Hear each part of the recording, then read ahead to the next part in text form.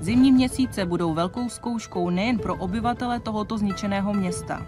Loňská zima ukázala ruskou útočnou strategii vyřadit z provozu ukrajinskou energetickou infrastrukturu.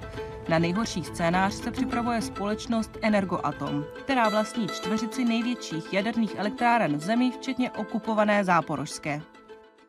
Вам не потрібно стріляти по атомній станції. Її можна відключити через те, що ви розбиваєте підстанцію, до якої вона підключена, і станції нікуди видавати електроенергію.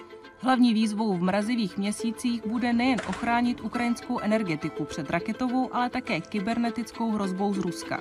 V obraně před útoky ruských hackerů spolupracuje společnost s ukrajinskou armádou.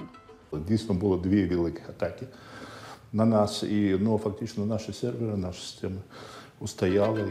Ukrajinská energetika se už několik let snaží o samostatnost na ruském sousedovi. Podobně jako další jaderné elektrárny sovětského typu byla ukrajinská zařízení závislá na dodávkách ruského paliva, například pro menší reaktory. Головною подією це те, що за 1,5 роки після початку війни Вестінгаус на нашу просьбу, прохання, вимогу розробив паливо для наших маленьких реакторів ВВР-440. До того це було абсолютно монополія Росії. V zimě bude na území pod ukrajinskou kontrolou pracovat 9 jaderných bloků, které při plném výkonu pokryjí 55% ukrajinské energetické spotřeby.